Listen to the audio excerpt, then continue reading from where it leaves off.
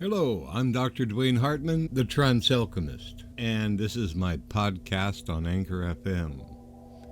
Here we discuss alternative ways to take your power back from a society that is hell-bent on enslaving you.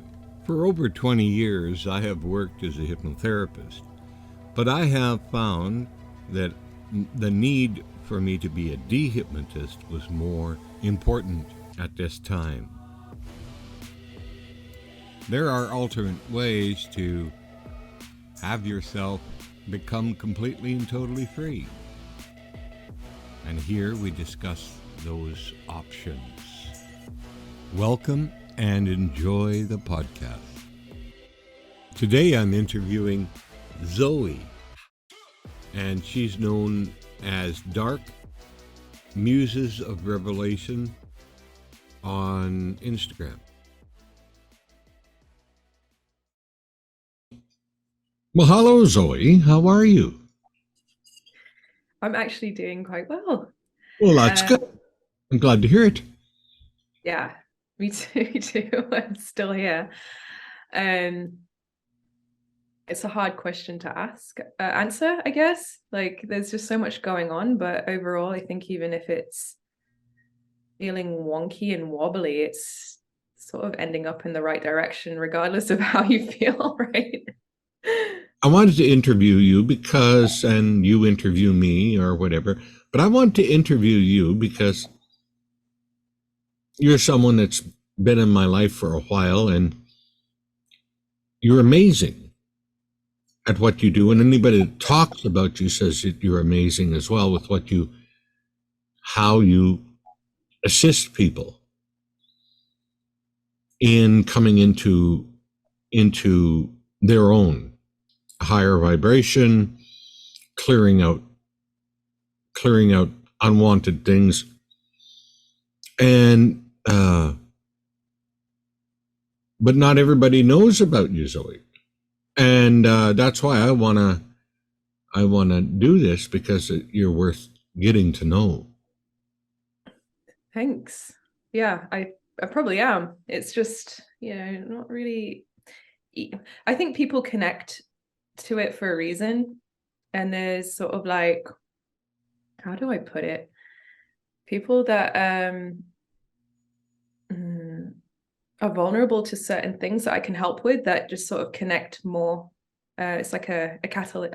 Something that I realized is that I have like I hold something I would call the feminine plasma current, which is usually gendered, and a lot of the time that's suppressed. So kind of connecting with that's allowing others to realize that, they have that going on as well, rather than me fixing them or healing them myself. Something I've noticed anyway. We never really do we? Heal anybody. We just simply remind them how to heal themselves. Yes. Yeah. And so with the work that you're doing with this, it also assists men too, does it? Yeah, it does, because everything's held. Well, it's not even held. It's like circuited through the female plasma. Like, I wouldn't say hold, because there's like this impulse of holding things still that I feel creates certain identities that people get stuck with. So it's not a holding. It's something else. It's like more dynamic, sort of like a circuitry or a circuit board of some kind. Yeah, I don't want to compare, but I'm going to in a minute here. It's kind of like something that's unexplainable that I do. It's like there's a whole map that when I talk to a person that I see, right? And this map, I don't see it, I feel it. Mm-hmm. I feel this map, and I know where they're at and where they want to go, and the shortest route to get there. And then Uh, sometimes I have to say certain things or bump them a little bit to get them back on the path, back to where it is they are desiring to go. But yeah, is that something like what you're describing? Is this circuitry that you Yeah. can? And yeah, I mean, I can actually see it. Like it actually looks, it looks like something to me. Like I can see it like as a lens. So I think the best way to describe the ability is like this. It's like it creates a composite image that then gets decoded, like you would decode a dream, and then that frees up the energy. And like as you were saying, it's like there's like this moving grid of some kind, or a lattice. I don't know exactly what it is, but um the way to get from one where you are, I mean, you stay where you are. It's like it moves for you and through you because of you. And it's not necessarily the image of the straight line that can get you what you desire the fastest. Sometimes that's the worst way to go, even though it's the shortest distance, which is something that I've always found quite interesting. Yeah, especially like studying the way that the energy moves. I mean, I don't even know if it's energy. I'm seeing it as many different things now, but yeah, I mean, feeling is definitely a part of it because you know how it feels, right? Like you sometimes feel like there's a glitch or something that needs to be unraveled, and it's like something that you just sort of allow space for it to unravel in. Is yeah, it like creating space as in create a pathway as well? It's probably the same thing. yeah, yeah. It's it's interesting how free we really are if we kind of get into it. Yeah. You know? Yeah. It's like, yeah, I mean, that's our nature until we decide to jam ourselves stuck. Not necessarily our own fault, but it's like there's a point at which you get trapped, right? This is the thing about holding. So, Well, it's kind of like vibratory levels, what I feel. Vibratory levels. On this level here, you can get trapped. Mercury going into retrograde affects you. The planets affect you.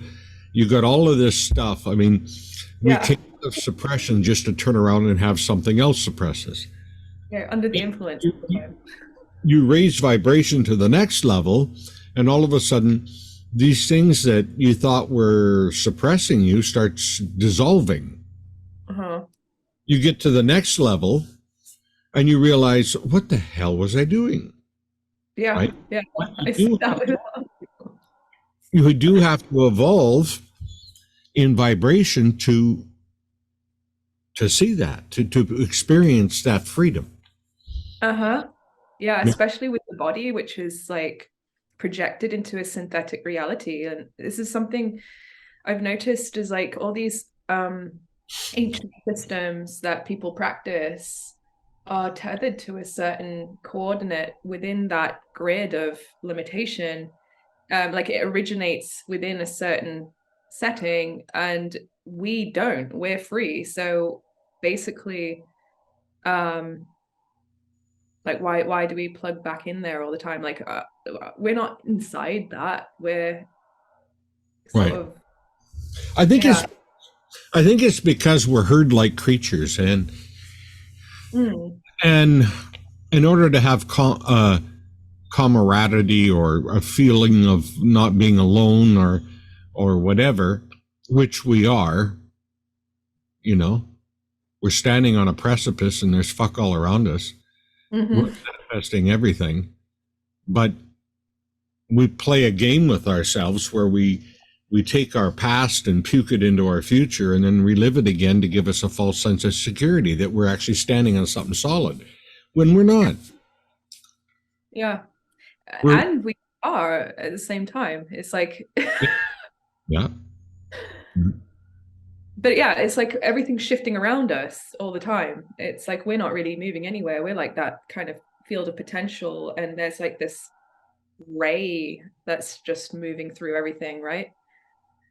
I when I said point A to point B and talked about that, I was talking about it from a level here, and now I know where you are. I can talk about it on a different level. Yeah, I know what you mean.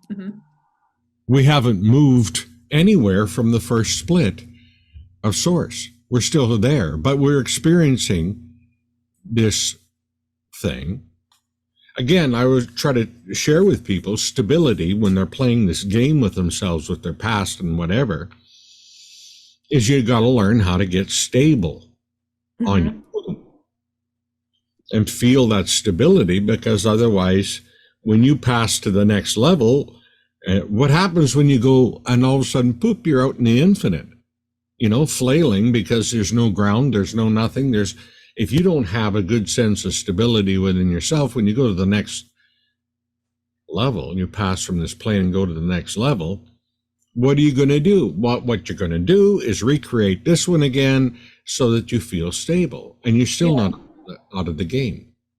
And that, I think that's exactly what art and craft is. It's like the technology that's required, like within our system, is not necessarily working against us, but it's like by default there. And like these old systems can't really fix that. We need to reimagine that, and we need Yeah. to, yeah, like give it new meaning.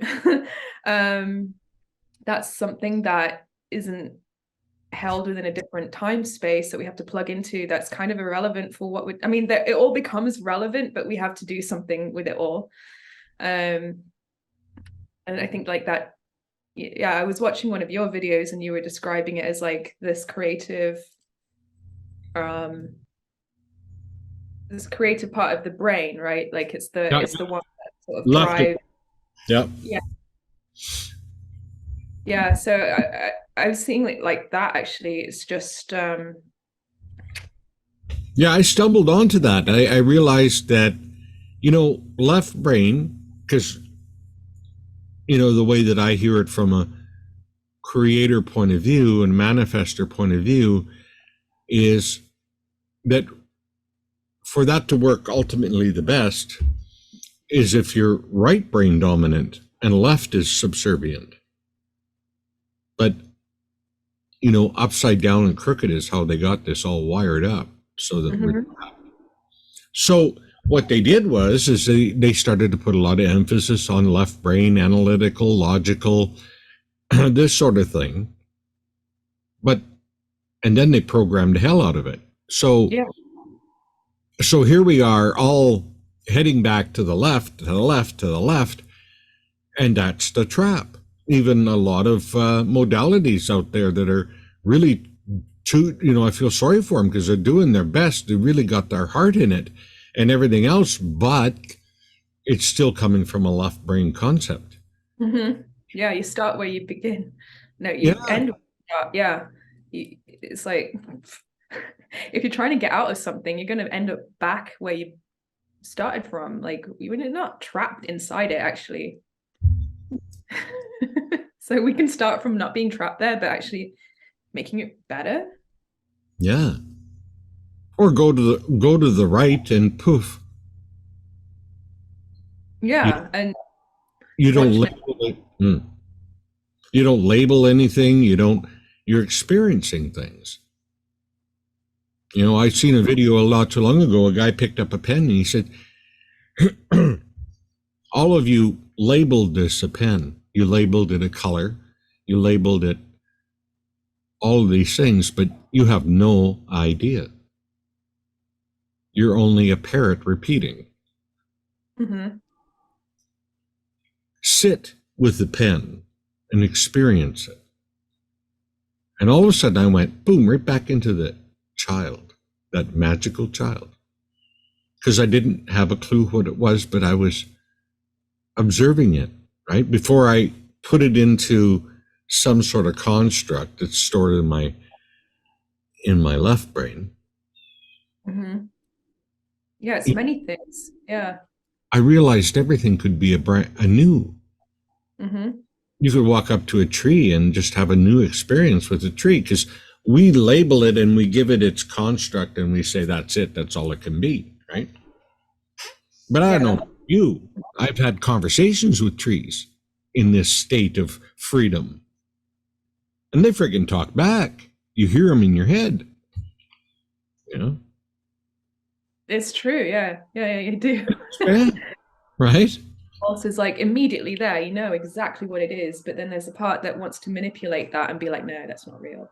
And it's like, so often I've spoken to people who are really stuck in that left brain, and they're like, I'm like, so what's coming up when I ask you this question? Just, and they're like, I feel like I'm making it up. You are, so keep making it up. It's your creative Yeah. power that you're using it, but they feel really weird about it. They feel weird about it because they really programmed human beings Yeah. out of their imagination. It's Yeah. all And the pretty plasma current needs to be complicated. programmed. So Yeah.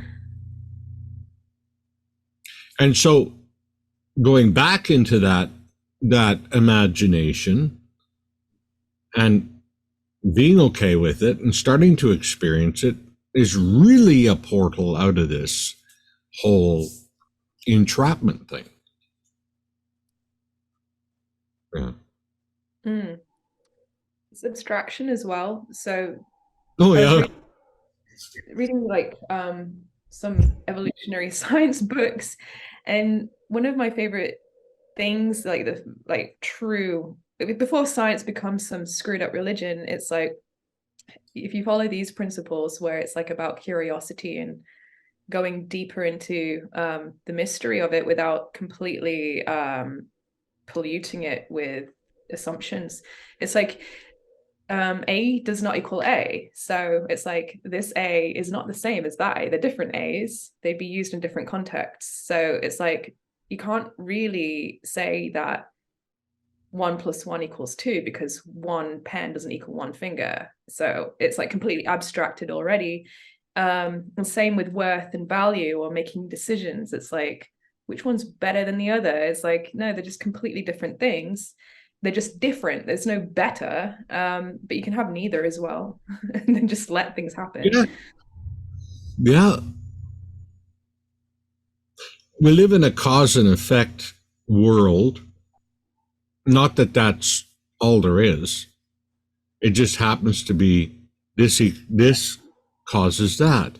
And the brain is wired for that. This, when I do this, this will happen. Right?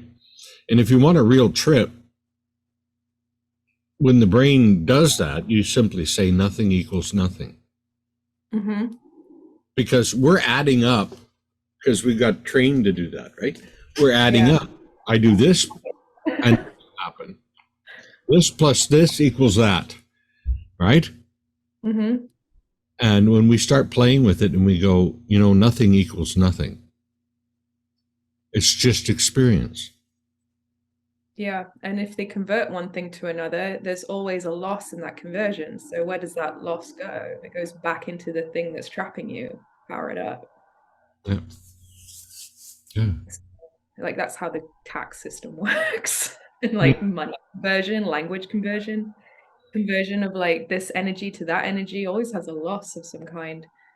So the direct point is like one that's creative, one that doesn't really have baggage. So that's set up that way on the left side so that you always lose. That's why therapies in the left brain don't work, because the left brain is built to fail. Especially therapies are getting out of it or really connecting with who you are inside. I mean, there's a plethora of salesmen that are going to show up to tell you that that's not right and try to put you on a bent reality, But here we are with this ideal in the left brain, and then we go over to the right and it's just silence. It's just observing. Yeah, there's no reaction. No. we dream there. And supposedly, what it was originally wired for was that we dream, and then the left brain puts it into construct. It puts it into, something like we dream first, and then reality is formed using the Templar and the Mason, like the template and the builder. If the template's screwed, then that will be building some kind of, especially if it's building from an interruption, like there's something that's actually intersecting the real template and it's reading and building that instead. And there you are, like inside some over amplified crap reality that you didn't create yourself. That's right. Heavily influenced this whole creation thing, but that's only on the left. When you came into this world, you came in completely aligned properly. Right brain first, left brain second. Right? And you come into this world fresh from whatever you want to call it, source, God, Baba Bajiba, whatever you want to call it. Doesn't matter, it doesn't care what you call it. But you came into this world completely, I love this. This is cool. Wow, look at that butterfly. I don't even know what it is. I actually did not really like coming here. I was a cesarean and I remember how horrible it was. So I was like, okay, I don't like babies crying. I hate that sound. I'm not going to cry. I just did not have any of my needs met. A lot of people have this feeling of wonderment, childlike wonder, all of that. And then we got, I worked with victims of the MKA Ultra, right? Mind control. And they have 3 phases that they use, which is we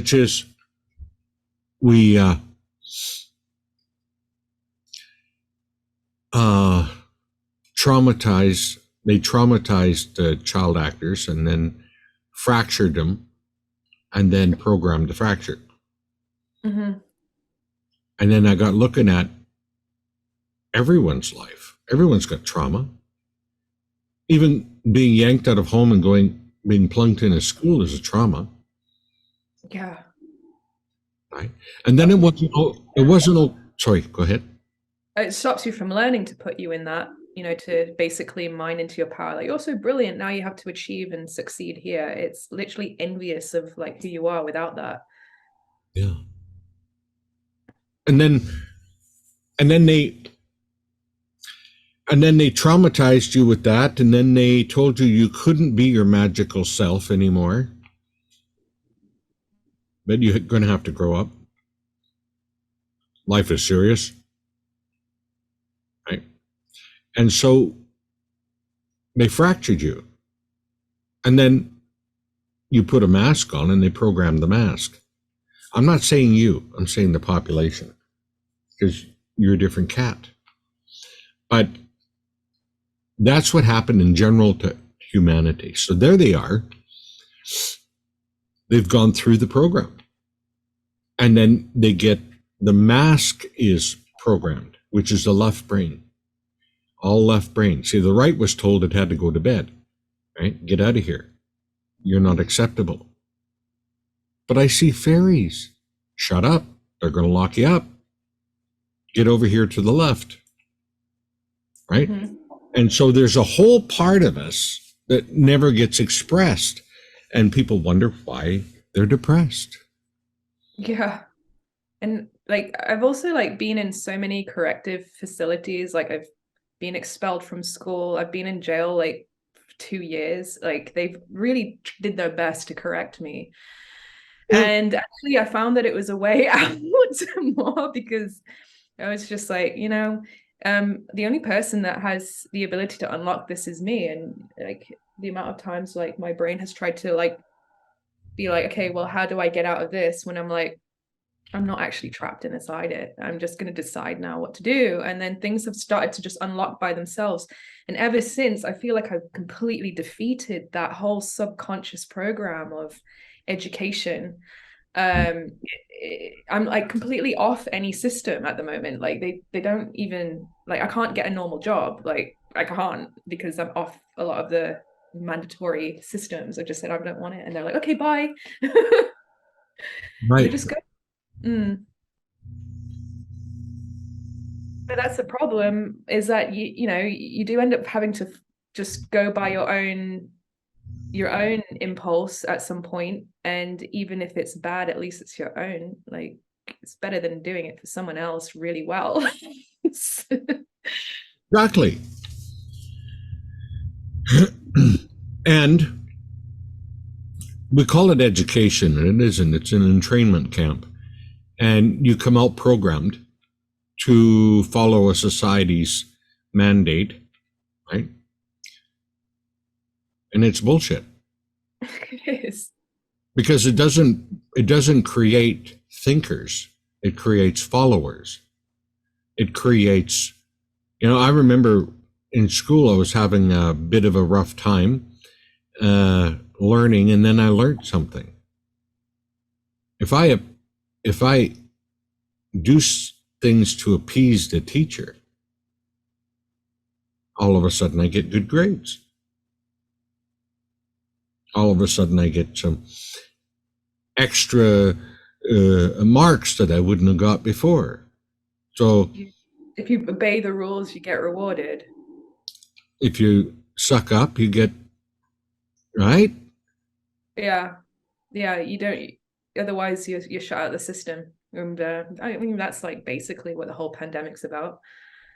So Well, they just in earlier days they just shot me up with Ritalin, right? Get him on the drugs. He's thinking for himself. You ever wonder why they used to? Well, in my day, they used to do this. They actually used to hit the kids, and so in my day, when you got caught daydreaming, you got cuffed in the back of the head. But that's creation. That is creating. yeah, they're like, you're checking out of our reality, come back with a bit of pain. Exactly. I got a dent in my head from a school teacher's big gold ring. That's nuts. That's how they used to enforce it back then. Somebody asked me, how long has this been going on where they've been programming humanity? And I said, well, I mean, we can go back all the way back to Zeus when he was jealous and wanted humans to not be gods like him, so he split them in two.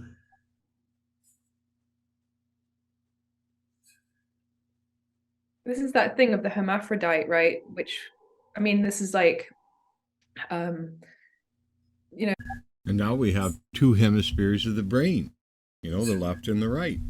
hermetic craft abilities. Like, they changed that into mercury, which is a toxin.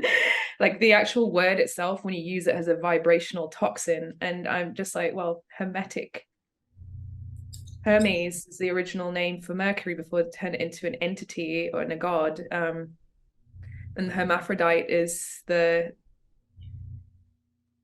union of both beauty and craft. So it's like, well, if they split that and they insert another thing instead of Hermes, it's like Mercury, for example, which is a very dead substance.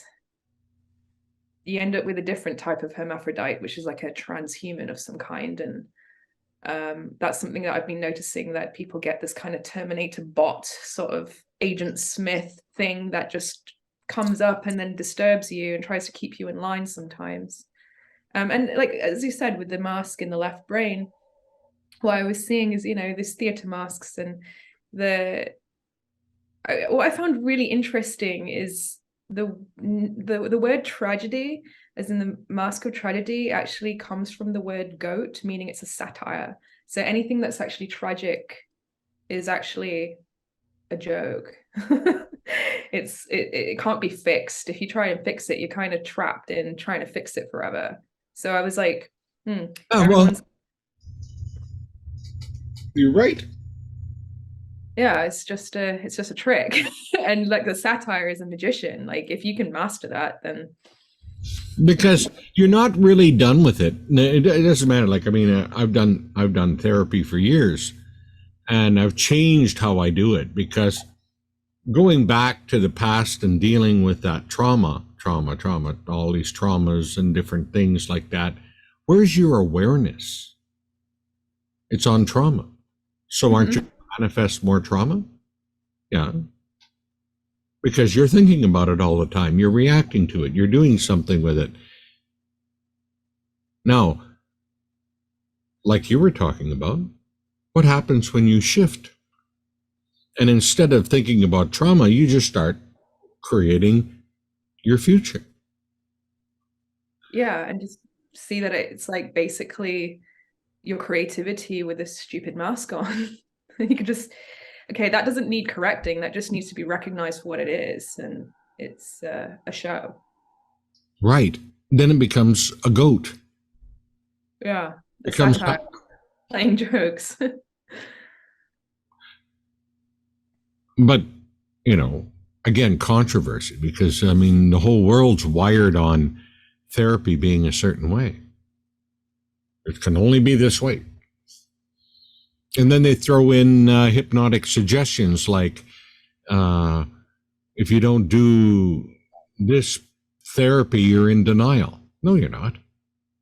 That's a hypnotic double bind. There's like so much hypnosis as well. Like, for example, the fact that you get sick is like, I don't believe I can get sick. I don't accept that suggestion. I don't get sick. The last time I got sick was when they cut all the trees down in my backyard. I've never caught anything from anyone. Maybe I've been sick because I wanted to get out of work. That's it, really. Yeah. But, and maybe that's it. You see, that was another program that you can actually catch something from somebody else. Yeah, if they hypnotize you into believing you're a chicken, you'd pretty much be able to prove it. So exactly, because because once your awareness and your attention goes to it, you're going to have evidence that shows up to prove it. Yeah. Right? Yeah, that's their science. It's the science of that universe. That's it. Of that universe. And there's multiple universes you could be in right here, right now, and you're not moving from your apartment. You're right here, shifting an idea, and the whole thing unfolds differently. Yeah, totally. Yeah. Mm-hmm. Sometimes uncomfortably, but sometimes. Yeah. But then again, you created that too. Yeah, partially. Yeah. I mean, you get to somehow enjoy the unfolding, even if it does feel like you're uprooting all kinds of strange clamps that are inside your system, binding things that you don't want to you. I mean, I'd certainly feel it. This feels like crap, but if I go and jump out of my skin and wishing for it to be different, then what am I doing? Yeah. There's so much to experience. That's just one of them. Why am I going to react and reject that? Yeah. You find that when you work with somebody, I have a bit of a time describing what I do, because it's so on point with the person, right? I sit with the person and then it unfolds. So how do I describe that? There's 100 million different ways you could say this works. You're a mirror of transformation, I would say. Yeah. So it's like, well, not even like a mirror, because it doesn't like well, a true mirror, not the one that distorts the image, but the one that actually brings it back into clarity. Yeah. And you notice that too with yourself, that it's kind of hard to describe what you do because it's so geared to the person? Yeah, it's definitely it's like there's like a code almost. Like, I mean, everyone's sort of a moving circuit of constellations that are creating a story or an image, right? And you kind of picking up on that, and you're speaking to one that's, I don't know, feels relevant to your system, or is the one that's right to be connecting with for whatever reason, or catalyzing with. Yeah, it's hard to explain. It's like we're Yeah, it is. yeah. But it works. People are happy. People are like, oh my God, I can't believe how I feel or whatever. But it's hard to explain in a generic term because it's not generic at all. Yeah, you can't analyze it, and it's like a living modality. It's like, you know what I mean? It's like a craft. Yeah. So when you're speaking with someone, they're resonating, everyone's resonating with it differently. Some in a really bad way, some not at all.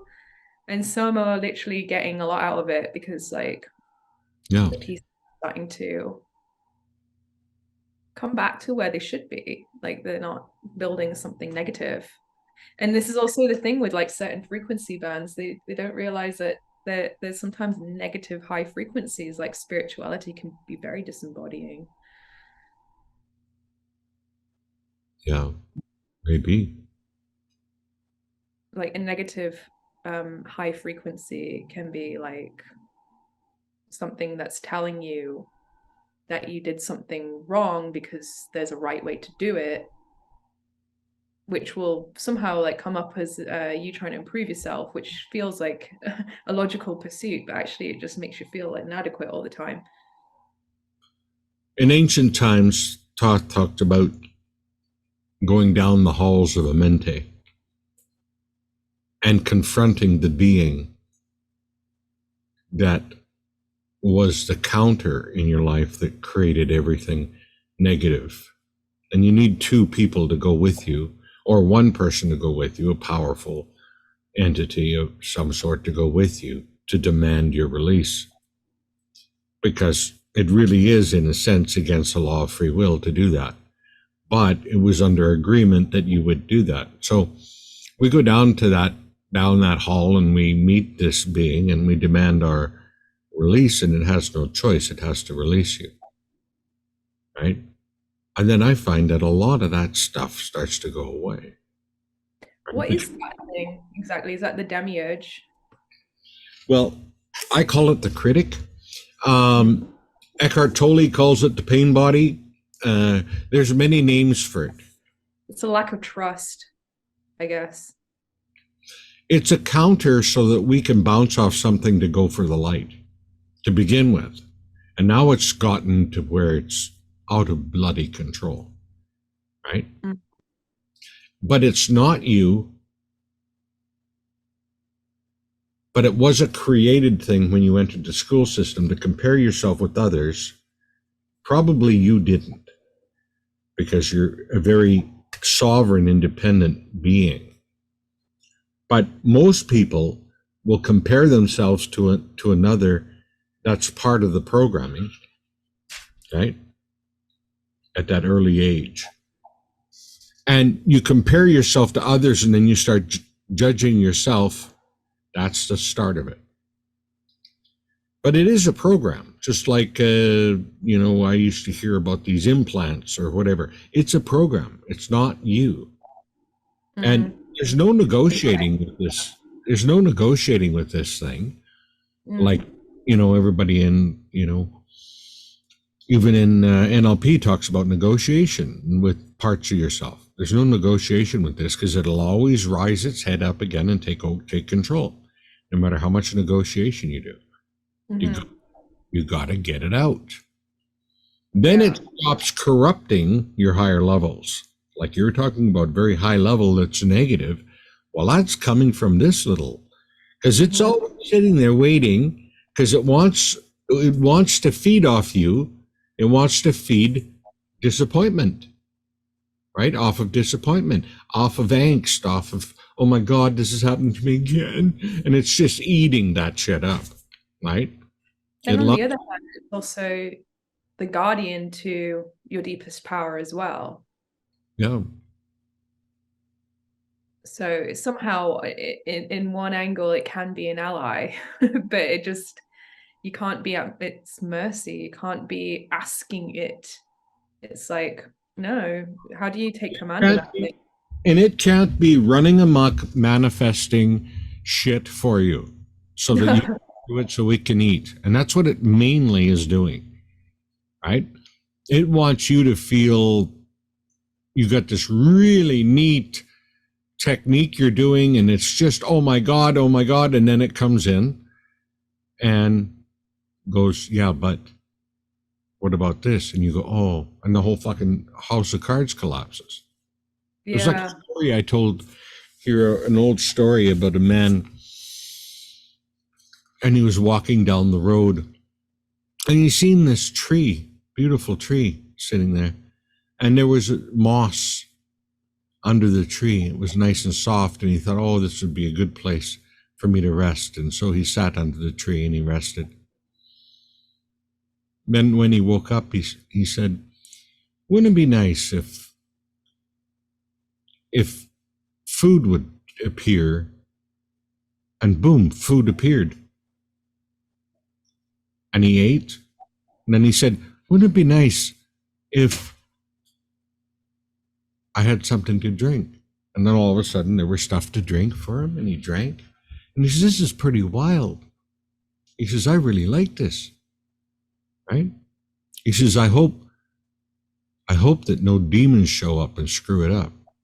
And here comes the demons. Yeah. It all came from him. So it originates from someone's imagination. We set this up, and we can unset it. Mm-hmm. It's interesting because that thing is always looking for food, as you say. It's also always looking for love, and if you give it to it, it will fucking devour it because it's empty all the time. So it's like, no, like, we're not gonna give it love. And that's the suggestion, like, love everything, including the thing that abuses you. Like, what kind of nutcase would do that? Like, people who believe all is love and love is everything. It's just like another word for that thing being everything. It's like, no, actually, everything's that thing, and that thing's that thing, and that can, not be part of this because it's of another source. That's right. And we got to come to a point where we stand steadfast in our own power, and something like that shows up, we say, there's the door, use it. I'm done with you. Right? We have to have that kind of power, or we never come out of disempowerment. Mm-hmm. You know, the first emotion out of disempowerment is anger, because you were disempowered. You were trapped in disempowerment. If you don't get a little bit angry and, you just sit there placidly in this state of disempowerment. You never have the power to move out of it. Right? So sometimes it takes that strength within, and you say, enough. Yeah. And it's like, that thing is like probably always going to come and swell up and try to take everything. And then you just sort of like start watching it, and it just starts to become a little bit less menacing, especially the more and more you recognize it. I realized that it's living vicariously through you, and that it needs its own timeline, its own past, present, and future. And we need to put it on its own timeline and say, today, I not only birth you, but you're off the tit too. You're weaned. Now, like attracts like, and opposites always repel everywhere in the universe, except planet Earth, where they got us convinced that opposites attract.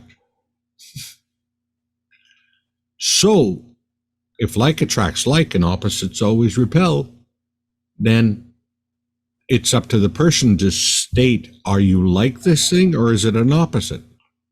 Well, it's opposite. then let the natural law take over. And it goes back to where it has like kind.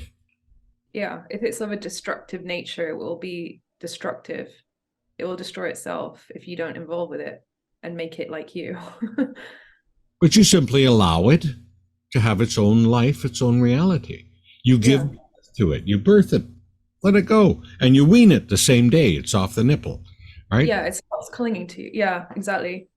It's not suckling off your life force anymore. Because that's what it's doing. To live, to have an existence, it's suckling off of you. And getting involved with your own manifestation system to create crap in your life so that it can feed. Right? Yeah. And while it's feeding on you, you're not absorbing what you really need. Do you know that they took a picture of this thing? I filmed it. I seen it one time, a video of it. And I was just blown away, and I wished I'd have downloaded that video and saved it because it's gone now. But they were in a room, and I forget what they were doing to this fellow that was in the room. And this was all part of the test. They had done this before, and this time they were filming it to show people. And this guy got so intense vibration that he got up and walked out the room. And when he did, 2 seconds later, this thing was following behind. You could see the shadow following him behind. That it disturbed, it had this thing in such a fervor, it didn't know what to do. And when he walked out, it didn't catch it, and it wasn't in him at that moment. It was outside of him. Mm. And they filmed this dark, well, not dark. It was more of a see-through gray. You could watch it following him out. Right? Yeah. I've seen these around people as well. And usually, actually, I see this too. There's like one that's larger, and then there's another one that's telling the person that it's okay. And it's like it just keeps them in this sort of like way of letting it be there all the time to feed. So it's got I've seen that there's two aspects to it. There's the one that's feeding, that's like horrible, and then there's the other one that's like, it's all right, everything's fine, all is well. And it's like it just hypnotizes them into like just allowing it to feed. Like I've seen it. It's awful. Yeah.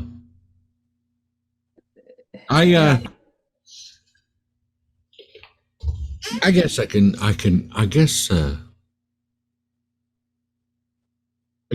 go here in this conversation. But I started to hear that there's a difference. There's light and dark, and then there's pure evil, which is a different animal. So there's good and bad. There's the natural resistance so that you reach for the light, and then there's evil, right? And it used to be, because I had this experience when I was in my 20s where I was sitting in my meditation chair, and all of a sudden I got taken into a trance. It wasn't that I closed my eyes and I wanted to do this. I sat down in my chair, and all of a sudden I was like, holy man, what's this? And I went down. And when I did, I had this vision. I'm going down this staircase, down this spiral staircase, and it was all rock walls, very mossy, very moldy, very, you know, and I'm going down this thing. I get to the bottom, and there's this great big door with a round handle on it. I opened the door, and it was hell. Okay. And here comes the devil screaming at me. Right. And I just suspended my emotion. I didn't feel anything. I just looked at him, and I looked into the center of him, and I seen that spark of light that he originally came from. And I started to smile at that light, and it started to grow in him. And he freaked out, closed the door, and that was it. And I thought, oh, well, that's interesting. And I'm sitting, I come back to my chair and everything's all right. And I carry on. 2 weeks later, I'm sitting in my chair again. All of a sudden, holy shit, here I go again. Down, boom. I thought, wow, what is this? Right? I get to the door, I open it again, and this time more fierce, more angry. You just, scary like, but I didn't allow myself to feel fear. Or I didn't feel fear. And I looked again to the center and seen the light in this spirit in him. And I watched it grow, and I said, you were never abandoned. You left on your own. You can always come home. And all of a sudden, he just turned to like a hard lava rock. And then it cracked and fell. And I can tell you this, inside was Lilith, right? And I know that's probably going to make some sense, because it didn't to me why Lilith was inside.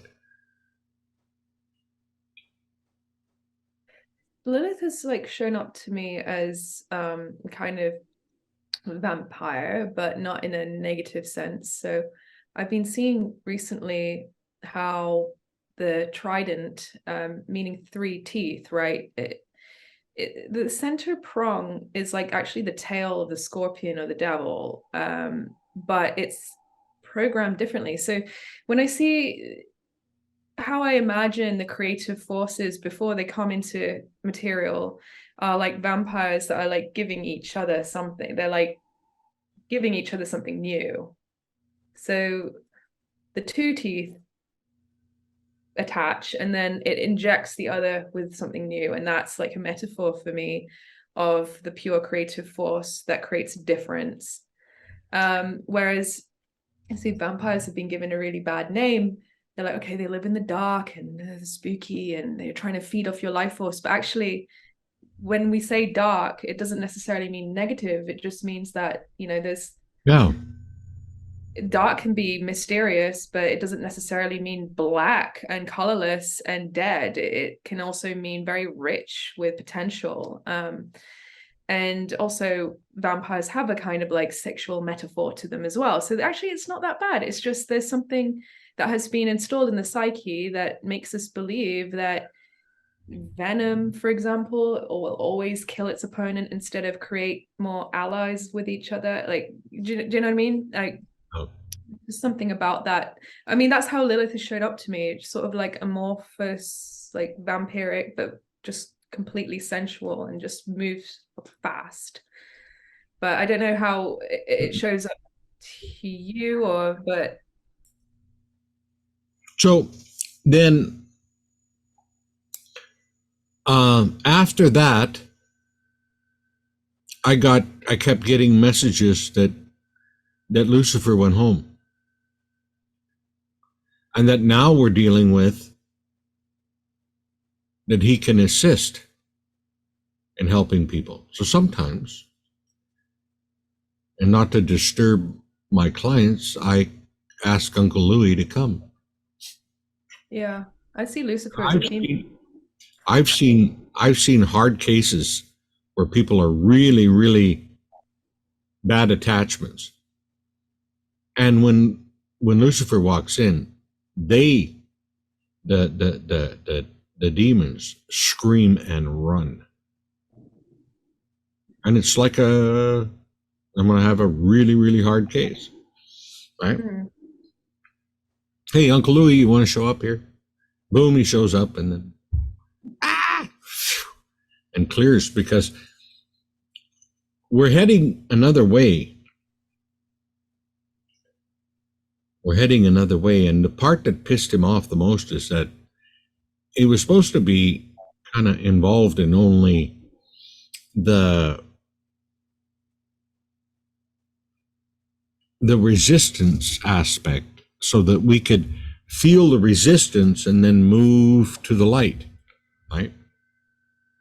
And now is being blamed for all kinds of evil that's got nothing to do.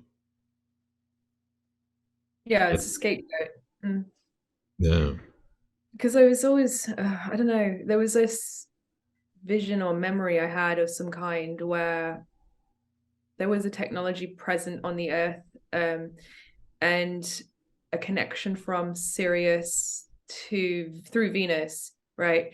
And one of the lines got broken, which caused a mutation in the earth and therefore in some races connected to a certain line. And in order to prevent that mutation from taking hold, some beings, like I also felt, including myself, had to install a technology, and then we called ourselves Luciferian, which means that we have the ability to decipher light. Lucifer means to Yeah. decipher light.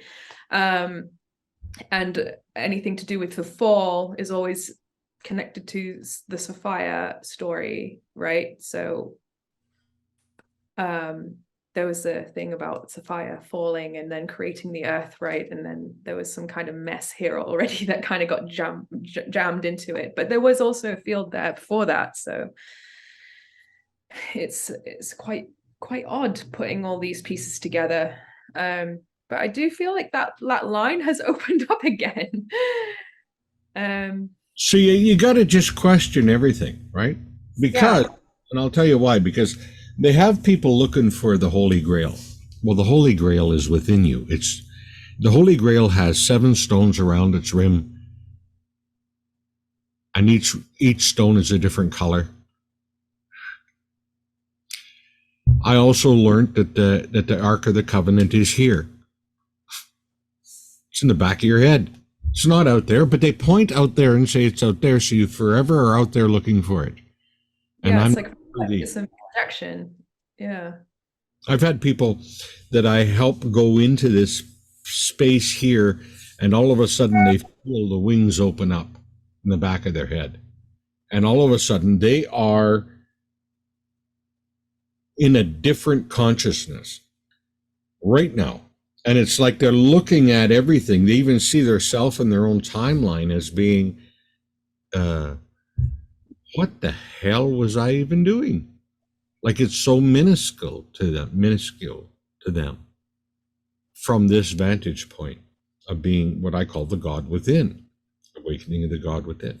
But when that happens and the tingles happen, they feel massive. They feel like, oh my God, I'm much more. They come out of this restrained consciousness that they've been in, this tiny consciousness, and they open up to. It's like a seed blossoming. Yeah. Or an attention. Eric, or not Eric Neville, Neville Goddard. Neville Goddard talks about it, and he says it's like an egg in the back of your head, and when it cracks and you push through it, you can feel that push through, and you become this God. And he says, and your body splits in two, and then a golden light from the base rises up, and the left goes to the east and the right goes to the west, and you never again are in duality. And you come to this place where it is all one. Mm-hmm. You know? I know what you mean. I was getting like the metaphor for the hazel tree when that was happening, because the hazel tree is a hermaphrodite because it has male and female flowers, but it can only be fertilized by a different hazel tree. So, and they say that the hermetic branch is a hazel branch. So, here we go, because we're talking about this again, that we're really not male and female, we're one. If in our true state, we're one. Now, this whole thing about, which I don't go into anymore, and I don't even, because it became such a rat race, it was funny, but when we're talking about real, the original twin flames, we are one, and when we lower our vibration to come into this dimension, we split into two, a positive, negative force. Now, what we're talking about is returning to this point where we become one within ourselves. I mean, the thing of it is by default, you're both because you had a mother and a father. You're half male and you're half female.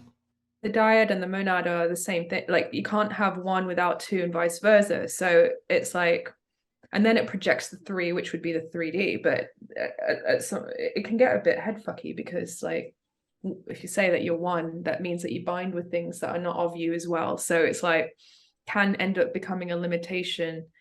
So it's like, yeah, we're one, but we're also two. Without the two, we can't have one, and vice versa. So then the three becomes the projection or the creation of that is also generated from two and one together. So it's like some kind of interesting different code or understanding of the number.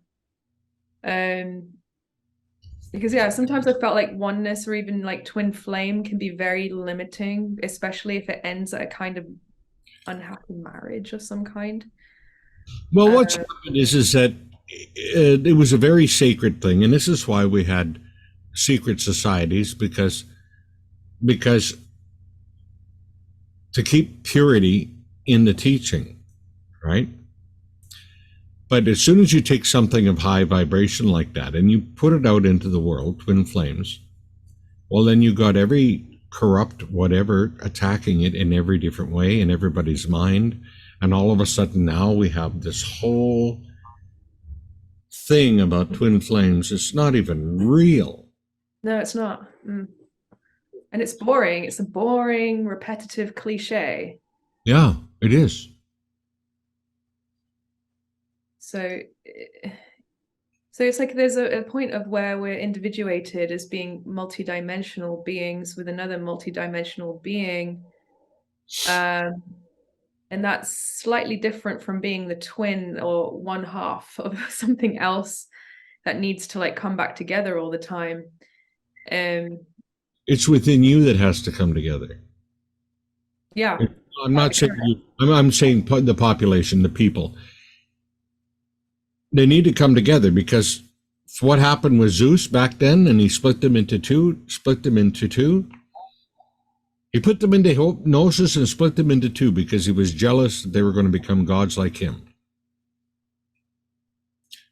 The split has to come back together within us, the masculine, feminine part. When I did this exercise, and I started looking into this and investigating what this meant, because what got me was they keep talking about the fact that Source was birthed from the void. And I said, that's a funny word, birthed from the void. Yeah. Okay, so what does that really mean? And then I'm hearing that, aliens all talk about the fact that the God that we talk about, this creative force, is a feminine force. And here we are, primary masculine reality here on planet Earth, right? I mean, it's getting better, but yeah. So I said, okay, I'm going to do this, because I've always done meditations where I go right to source, right? I don't have any middlemen telling me what to do or anything. I go right to source and get my information there, right? Because I can't trust anybody else. I mean, who's going to appear as, a demon or whatever? Right to source. So I go to source, and in source, then I go back through time to when source came out of the void. And then I went into the void to see what it was. And when I went into the void, it's the Divine Mother. And instantly I became every version of female that there was. Grandmother, mother, temptress, everything. It was just like flooding. I didn't know what I was going to do, because it was like all of this came back about the feminine as a male, right? Because males, some, not all, in the spiritual community, males are pretty both, but when you get outside of that, right into the 3Ds, people, they're scared to even admit there's any ounce of feminine in them, the males. And what does that do to them when they denounce half of themselves? They become the false feminine. Yeah. And we have women, you know that. We have women who really have denounced femininity and become the false feminine. It's just egotistical version of a male with. It holds a mutated version of the feminine in it instead of connecting in the correct way. Yeah. So, and that's like this, like, you know, tantric Gaian mechanics that are mostly distorted. Now, Tantra in the beginning wasn't that way. Now it's just an orgy. But Tantra was a very divine thing. But there's certain things that need to happen. I mean, you got to look in, see the God within each other. And once you do that, well, then you don't need 9,500 partners because it's all there. Right? Yeah, exactly. Yeah. And then you explore energetically sensations and the Tantra happens in that energy along with the sensuality, because what brings orgasmic pleasure is really the flow between feminine and masculine energy within the body of that one and the opposite, right? So as a male in a tantric, the feminine energy enters through him and it's just, wow, orgasmic. Same thing with the feminine. The male energy pushes in and it's like, and this brings this energy dance, brings on this orgasmic experience. And they don't know what gender they are when they're done. Yeah, it's like this Shiva's dance, this Anandatandava, which is like some kind of like war dance, but it's serpentine. It's neither yes nor no. It's sort of like holding the polarity in this nuanced way that opens up like more subtle pathways. It's like the female is like almost like a pearlescent force through which the vital force kind of passes through and kind of builds. But in the Western corrupted tradition, they've made the feminine a mercurial force that has to submit to the masculine. So they basically take the pearlescent force, transform it into something else, install it into the masculine force as a kind of like bomb to keep exerting even harder, instead of it being in balance. I don't even like the word balance, but like in the correct configuration, because you need them to create. So if you're gonna like put that change what it does as a function, make it submit and install it inside the other current as a kind of dead thing that feeds the other current, then that's why we're always chasing goals and we're always trying to succeed, and you're always faking it till you make it, and then suddenly you've made it and you're fake. And this is what I see everywhere. I look around and just seeing very low standards that are being celebrated all the time. And I'm not jealous of that at all, I have to say. Although it definitely wants me to be, because it's amplified itself and it's just boring. Yeah. Well, it's the same thing over and over again, like Groundhog Day. Yeah. Clones upon clones, mimicry, and yeah. No one's thinking. They're just copying, repasting. No one's thinking for themselves. No one can sit there. I'm not going to say no one. There are people that do it, but there's no one sitting there writing a piece of poetry or a piece of literature and sending it out that's their own idea. They're copying it from somebody else and posting it on there. If you watch your news feed, it's a fucking holy man, what the fuck's going on here? I don't read it. Like, I mean, it's just like as soon as I hit that first advert, I'm out. I can't do that anymore. No. No. Well, oh my God, it's already an hour's gone by and more. That was fun. Well, thank you for joining me today. Yeah, thank you for inviting me. It's been really nice to speak to you. And how do people get a hold of you? I don't know.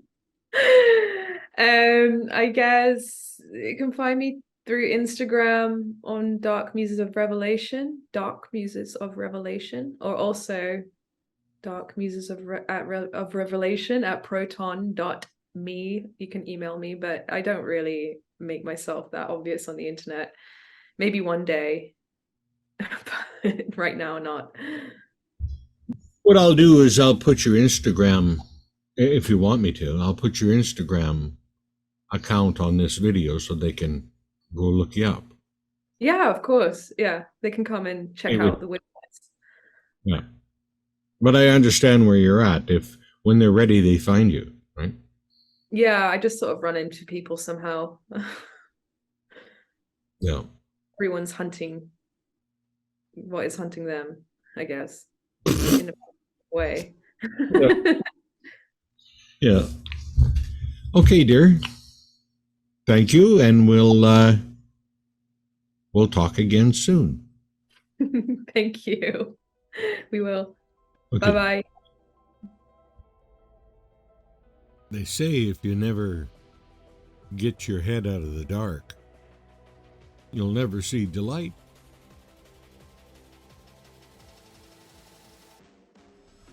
Thank you for listening. This is Dr. Dwaine Hartman, and you can reach me at dwainehartman.com. There you'll find a bunch of interesting things that you can do to evolve and transform your life.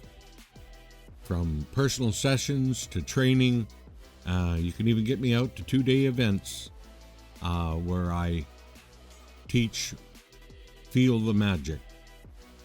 And also you'll find a button for a free call. You can get to meet me and find out if this is right for you without any commitment.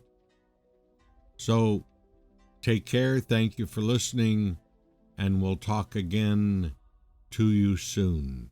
Bye for now.